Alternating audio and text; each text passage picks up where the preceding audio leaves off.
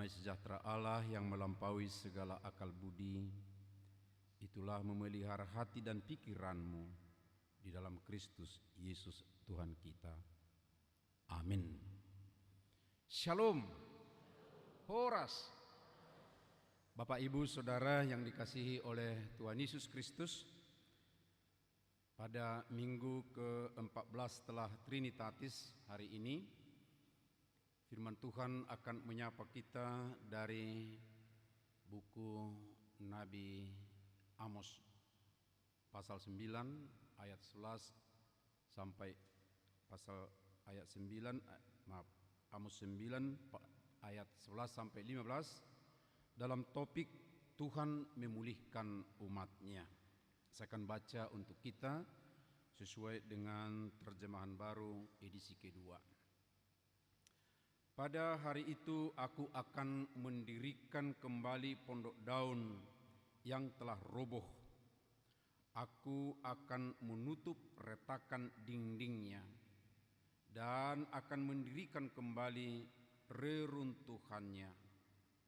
Aku akan membangunnya kembali seperti zaman dahulu kala, supaya mereka menguasai yang tersisa dari bangsa Edom dan segala bangsa yang kusebut milikku.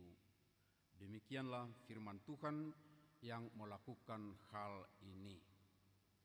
Sesungguhnya waktu akan datang, demikianlah firman Tuhan, bahwa pembaja akan segera menyusul penuai dan pengirik buah anggur segera menyusul penabur benih.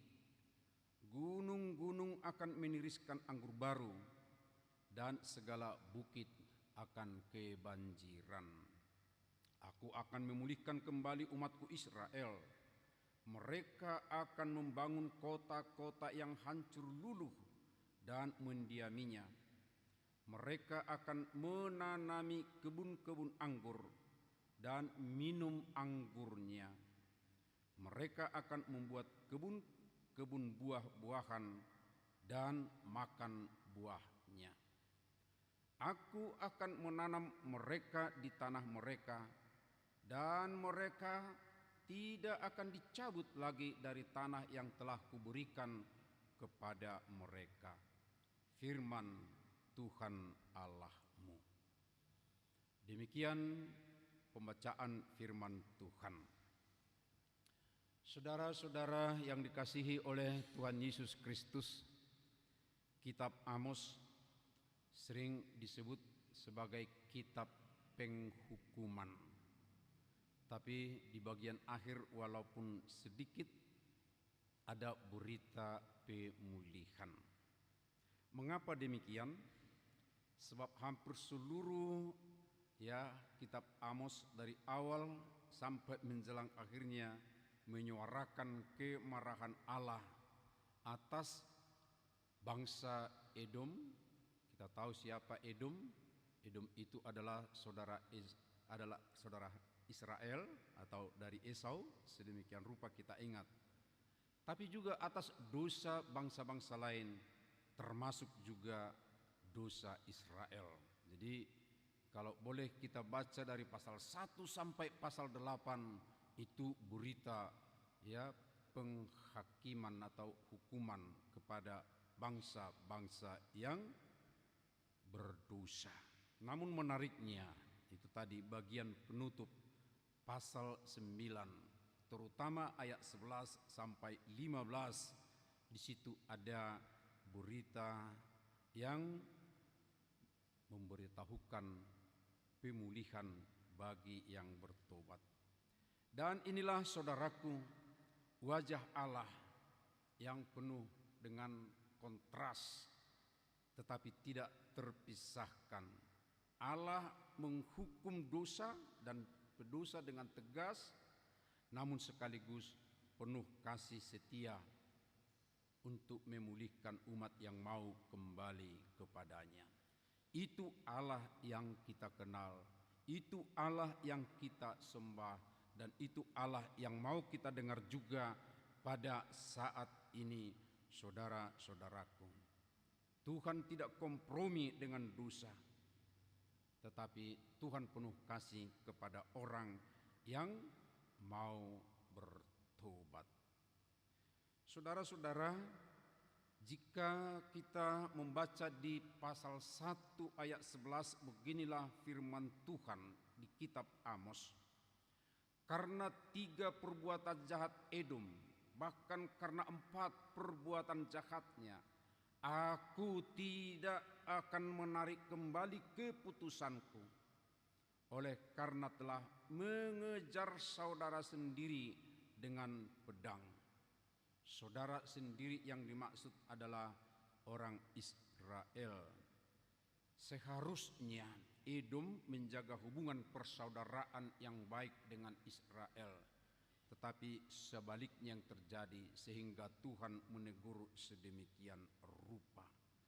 Saudara-saudaraku, ini tetap diingat oleh Tuhan, dan pada waktunya Tuhan menghukum mereka, tapi kepada umat yang dibencinya, yang masih setia, Tuhan menjanjikan bahwa mereka akan diampuni sedemikian rupa. Dan oleh karena itu, saudara-saudara, kita perlu memperhatikan hal yang utama di sini yang membuat Tuhan marah, menghukum bangsa yang berdosa. Ada 3 hal yang pertama perlu kita perhatikan, yaitu ada kebencian yang diwariskan seperti Edom ini. Edom, ya, kembali saudara dekat Israel dan keturunan Esau. Mereka kembar, ya, kita ingat demikian, saudara. Tetapi justru mereka memelihara kebencian dan kekerasan terhadap saudaranya. Saudaraku, ini menjadi sesuatu yang perlu mengingatkan kita, menyadarkan kita, jangan-jangan kita pun seperti ini, ada menyimpan, ada memelihara, ada tetap menjaga atau membiarkan dalam dirinya ada kebencian yang diwariskan dari kakek moyang kita sampai kepada mungkin opung kita yang dekat, bahkan sekarang ada dalam diri kita, kemudian mungkin juga diteruskan kepada generasi berikutnya. Saudaraku, ingat, Tuhan marah, Tuhan benci, Tuhan sampai menyampaikan akan dihukum sedemikian rupa. Kalau ini berkaitan dengan bangsa, saudara-saudara, ini juga perlu kita lihat, ada banyak konflik antara bangsa yang satu dengan bangsa yang lain. Kalau kita mempelajari, ya, perkembangan bangsa-bangsa, saudara-saudaraku, bahkan mungkin sampai ke gereja juga seperti itu, ada banyak yang dilatar belakangi karena konflik-konflik tertentu. Bersyukur kalau mau berrekonsiliasi, berdamai, walaupun mungkin berbeda nama, tetapi mereka sepaham untuk jalan bersama, sepaham dalam kedamaian. Tapi kalau tetap memeliharanya, saudara-saudaraku, ya, tidak terselesaikan, masih ada saja kebencian dalam hatinya, dipelihara, diwarisi, itu akan terus berkembang di dalam pribadinya, bahkan mungkin juga akan tertular kepada orang-orang yang dekat dengannya. Dunia kita sekarang juga, di dunia modern, Bapak Ibu Saudara, ada kekerasan sosial yang ini berkembang dari yang diwarisi juga sifat-sifat yang tidak baik dari, ya, tentunya pendahulu-pendahulunya. Perhatikan dengan baik, jika dulu kekerasan dengan senjata, tapi di masa kita ini, saudara-saudaraku, kekerasan acap kali bukan dengan pedang, bukan dengan senjata fisikal, tapi sekarang ini, ya, bisa lebih kejam walaupun bukan dengan benda tertentu. Ya, apa itu kira-kira saudara-saudaraku? Hoax. Jika dulu kita mengatakan amang inang, lempar batu sembunyi tangan, itu melempar sesuatu, ya, informasi yang tidak baik, tapi kemudian dia sepertinya menarik diri dari informasi itu, lalu informasi itu berkembang sedemikian rupa. Tapi sekarang ini sebutannya barangkali bukan itu, walaupun hakikatnya sama. Upload berita sedemikian rupa dengan akun palsu, lalu menyebar sedemikian rupa. Siapa yang menyampaikannya mungkin sulit untuk ditelusuri. Saudara, lebih kejam hal seperti itu daripada kekerasan dengan material atau benda yang dipakai menyakiti orang lain. Tapi saya mau katakan saudara-saudaraku, masih ada saja kekerasan sosial yang mungkin diwarisi, ditularkan pada orang-orang di sekitarnya. Ada fitnah, ada ujaran kebencian. Saudaraku, hal-hal seperti ini Tuhan tidak menyukainya. Tuhan membencinya. Dan tentu bukan hanya kepada Edom, bukan hanya kepada bangsa-bangsa lain di sekitar Israel, tapi juga tentunya di zaman modern di tengah-tengah kita ini. Allah tetap sama saudara-saudaraku, jika dia murka terhadap dosa, dosa kekerasan, dosa kebencian yang diwarisi dan diteruskan kepada generasi berikut, tentu sekarang juga Tuhan yang sama benci dan akan menghukum. Tuhan tidak kompromi dengan segala bentuk kekerasan, ketidakadilan, korupsi apalagi, dan penindasan yang terus-menerus berulang, saudara-saudara. Hukuman ini adalah ekspresi keadilan Allah. Tanpa ada hukuman tentunya apa yang dilakukan oleh banyak orang tentang kejahatan itu berarti Allah berpihak di dalam kejahatan tersebut. Oleh karena itulah Tuhan senantiasa menghukum para pelaku kejahatan. Bukan karena Tuhan kejam, tapi karena Ia adil, saudara-saudara. Hukuman adalah konsekuensi daripada dosa. Itu jelas ketika Tuhan mengatakan bahwa saat Adam atau saat manusia melanggar apa yang Tuhan perintahkan, pada saat itu juga dia mati. Walaupun tentu kita pahami kata mati di situ kan bukan berarti mati dalam arti kehabisan napas. Mati itu adalah maut. Maut itu adalah keterpisahan dengan Tuhan.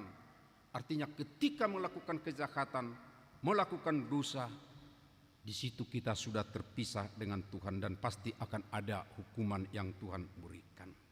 Karena itulah saudara-saudaraku, Allah senantiasa mengekspresikan keadilannya dengan hukuman yang akan diterima oleh pelaku atau pendosa. Dan inilah yang diingatkan oleh Amos kepada umat yang ada di sekitar Israel, tapi juga termasuk kepada Israel sendiri.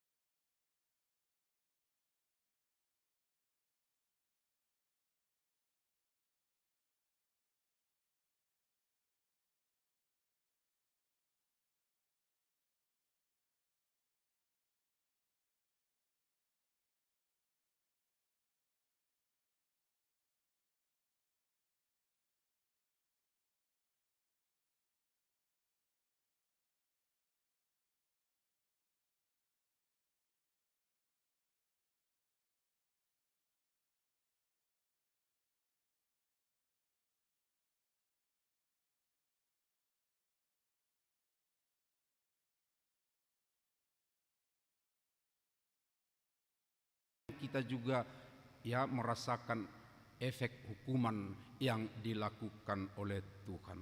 Oleh karenanya ketika terjadi hal seperti itu, apa yang akan dilakukan oleh umatnya, umat yang setia kepadanya, saudara-saudara? Dan itulah tentunya pesan yang mau disampaikan oleh Amos, bukan hanya kepada Israel pada zaman itu, tapi juga untuk kita di tengah-tengah kehidupan kita sekarang ini.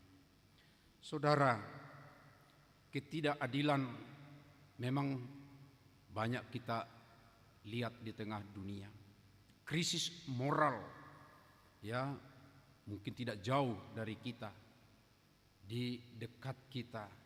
Bahkan mungkin Bapak Ibu Saudara bersama-sama dengan kita juga ada yang terlibat juga dalam krisis moral, atau mungkin juga menyentuh kehidupan kita sendiri. Karena itu, saudara-saudara, setiap kali ada terjadi seperti itu, apa yang kita katakan keadilan Tuhan senantiasa ada di sekitar kita, dan mungkin juga kita kena di dalamnya. Tapi syukur saudara-saudaraku, dan ini yang akan menjadi pegangan kita dalam kehidupan ini, Allah senantiasa membuka jalan pemulihan. Begitu indahnya bacaan kita tadi dari Amos 9 ayat 11 ayat 12 di awalnya. Pada hari itu aku akan mendirikan kembali pondok Daud yang roboh. Kata pondok di sini, saudara-saudaraku, ini memang melambangkan kerajaan Daud yang sudah jatuh pada waktu itu. Allah berjanji untuk mendirikan atau membangun kembali, memulihkan, dan memberikan masa depan yang penuh pengharapan. Kata penuh pengharapan itu adalah yang biasa kita dengar dari Nabi Yeremia, saudara-saudara, bahwa di tengah-tengah keruntuhan itu, atau di tengah-tengah pondok yang sudah runtuh itu, dari pondok disebut tadi pondok Daud, akan ada pengharapan diberikan kepada umat yang setia. Itu dari Yeremia, saudara-saudara. Tapi ini menyangkut banyak aspek, saudara-saudara. Kalau dikatakan pemulihan, memulihkan seorang yang sakit, berharap ada di antara kita yang tidak pernah sakit. Tapi saya yakin banyak yang pernah sakit, termasuk saya, saudara-saudaraku. Bahkan agak lama pernah dirawat di rumah sakit. Saat-saat seperti itu kita ditolong oleh orang-orang dekat dengan kita. Ada tim medis, tapi terutama tentunya kita ingat yang dekat dengan kita adalah Tuhan. Sebab teman-teman dekat saya yang saya katakan itu, tim medis yang saya katakan itu, mereka juga senantiasa mengatakan berdoalah, dan masing-masing melakukan doa kepada Tuhan. Ya, saya ingat, maaf sedikit, ketika saya di ruang operasi, dokter mengatakan berdoalah, sehingga keluarga berdoa di dekat ruang operasi itu ketika saya di kamar operasi. Berarti tetap kepada Tuhan. Tapi apa yang mau saya katakan dari hal itu, Bapak Ibu Saudara? Bahwa dengan Tuhan proses itu berjalan dengan baik. Sesudahnya kita membutuhkan, merindukan supaya kita pulih, dapat bekerja, dapat beraktivitas demikian rupa. Proses pemulihan itu, sayanya atau kita yang sakit itu sudah merasa sepertinya mampu, tapi dokter masih mengingatkan tunggu pemulihannya. Dan karena itu saya ingat juga pesan seorang pengurus HKBP yang pernah menjalani bypass di Eropa, dan dia tidak mau cepat-cepat pulang. Dia katakan, saya harus tunggu dokter mengatakan saya boleh pulang, baru saya pulang. Pada saat itu sebenarnya ya di jemaat yang ditinggalkannya sedang mulai terjadi ya perpecahan, tapi dia katakan saya harus taat kepada dokter saya. Berarti dia harus menunggu saudara-saudara proses pemulihan itu supaya benar-benar dia bisa fit kembali. Dan kalau Tuhan mengatakan seperti itu sekarang, saudara-saudaraku akan mendirikan, dan tadi kita mengatakan ya bahwa Tuhan akan memulihkan. Kata memulihkan ini perlu kita lihat hal apa saja yang dipulihkan itu, saudara-saudara. Hal apa yang perlu lagi dilengkapi supaya kita bisa fit, supaya kita bisa lengkap untuk boleh melakukan aktivitas yang baik itu. Mari kita perhatikan, saudara-saudara. Pemulihan yang pertama tentunya adalah pemulihan rohani, yaitu relasi umat dengan Allah yang diperbarui. Jika tadi kita mengatakan bahwa karena dosa kita terpisah atau mati, terpisah dari Tuhan, maka itu harus dipulihkan kembali. Karena dosa seseorang itu menjauh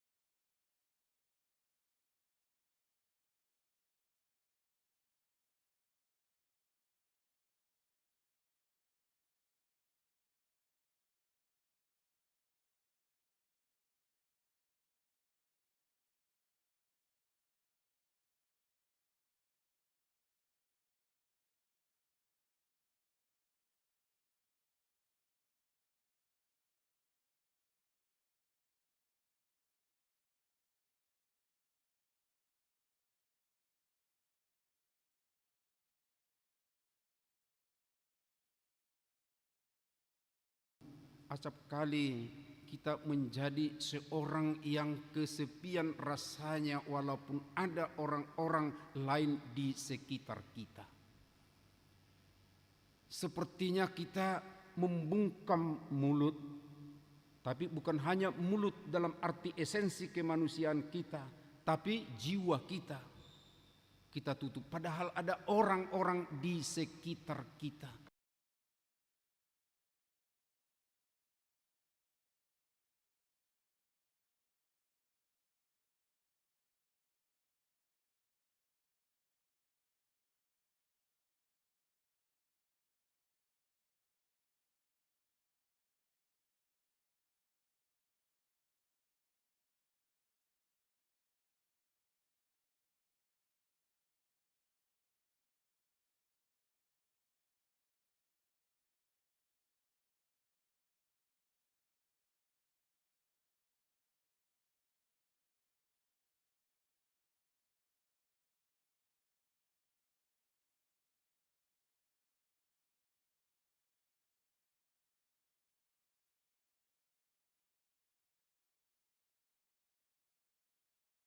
Tuhan kepada mereka juga.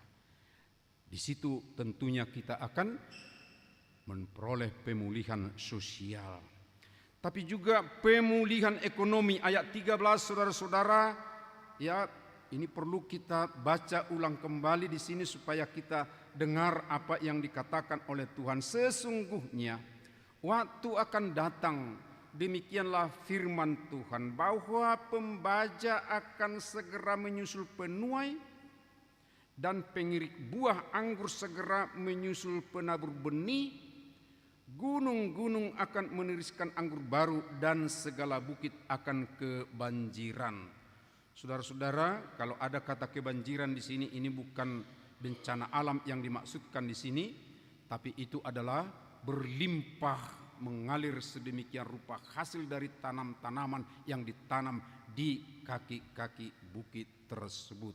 Jadi itu gambaran daripada ya pemulihan yang tadi, dan akan ada hasil yang berkelimpahan.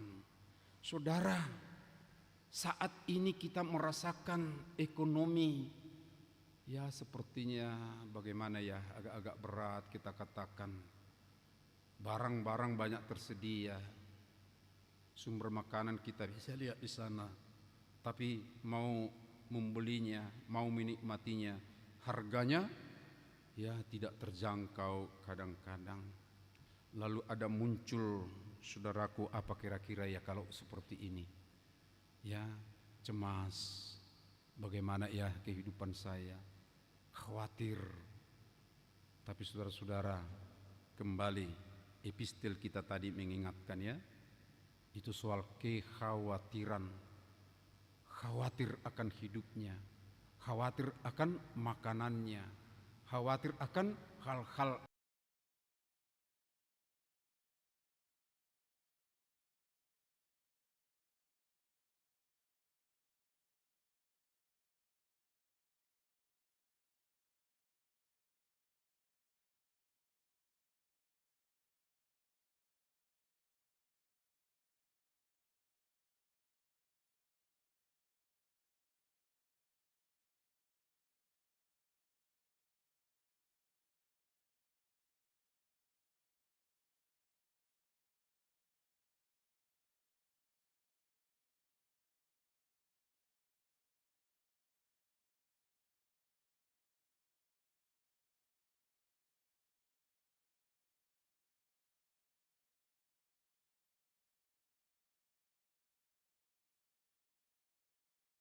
carilah dulu kerajaan Allah.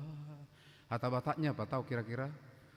Lului hamu jauni debata, carilah dahulu kerajaan Allah dan kebenarannya, dan semuanya itu akan ditambahkan kepadamu. Mencari kerajaan Allah, membina relasi yang tadi saudara-saudaraku, ya, membina relasi dengan Tuhan, dan kemudian tadi hubungan kita dengan lingkungan kita atau orang-orang.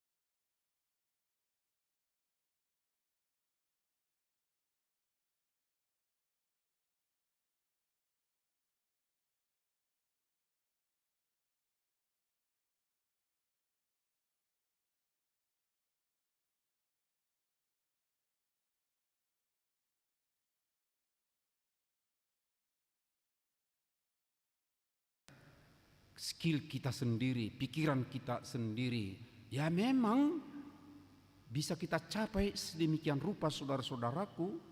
Tapi hati-hati, yang terpisah dengan Tuhan itu tidak akan mendatangkan sukacita, bahagia dalam kehidupan kita sehari-hari. Saudara-saudaraku, satu lagi yang penting dalam pemulihan ini yang diingatkan oleh Tuhan di ayat 14 dan 15. Saya juga akan kembali baca saudara-saudaraku supaya kita benar-benar ya melihat dengan baik apa yang dipulihkan oleh Tuhan. Akan saya baca 14-15. Aku akan memulihkan keadaan umatku Israel. Mereka akan membangun kota-kota yang hancur luluh dan mendiaminya. Mereka akan menanami kebun-kebun anggur dan minum anggurnya. Mereka akan membuat kebun-kebun buah-buahan dan makan buahnya. Aku akan menanam mereka di tanah mereka, dan mereka tidak akan dicabut lagi dari tanah yang telah kuberikan kepada mereka. Firman Tuhan Allah. Umat akan kembali menetap di tanah pusaka mereka. Itu adalah soal identitas, saudara-saudara. Tapi ini tidak hanya berbicara soal tanah pusaka, ya. Kalau ini konteksnya adalah umat Tuhan perjanjian lama di zaman Amos, itu tentunya kepada Yerusalem. Tapi tentunya kita memahaminya yang menjadi tanah pusaka itu. Ingat firman Tuhan mengatakan bukan di dunia ini, tapi di surga. Dan Paulus juga mengingatkan kita bahwa ini bahasa Batak yang lebih melekat dalam hati saya, ya, bahwa di mana kira-kira bona pasugit kita amang dan inang, kata Paulus, adalah di surga, karena kita berasal dari surga dan kita akan kembali kepada surga. Itu berarti umat akan kembali menetap di tanah pusaka. Pusaka itu bukan pusaka yang duniawi, tapi tanah itu ataupun pusaka itu adalah yang surgawi. Karena itu saudara-saudaraku, pemulihan ini adalah pemulihan yang lengkap. Rohani kita, sosial hubungan kita dengan umat yang lain, pemulihan ekonomi bersangkut paut dengan kebutuhan kita sehari-hari. Tapi tanah pusaka kita, yaitu adalah surga, saudara-saudara, kita ditanam dan tidak akan dicabut lagi. Kita akan benar-benar ada di situ. Dan itu bukan hanya sementara, tapi itu adalah untuk selama-lamanya. Karena itu saudara-saudaraku, harapan kita di tengah kehidupan sekarang ini, harapan yang benar-benar memberikan kita sungguh-sungguh penuh dengan kegairahan. Walaupun di tengah-tengah dunia ini masih ada kekacauan, masih ada mungkin yang mengecewakan, masih ada mungkin yang boleh menyakiti kita, tetapi karena Tuhan yang adil tadi akan terus menuntun orang yang mau dekat dan bertobat kepadanya. Dan karena itu bangkitlah saudara-saudaraku. Jikapun ada kelemahan, ada dosa, ada mungkin hal-hal yang mengecewakan kita selama ini, tapi Tuhan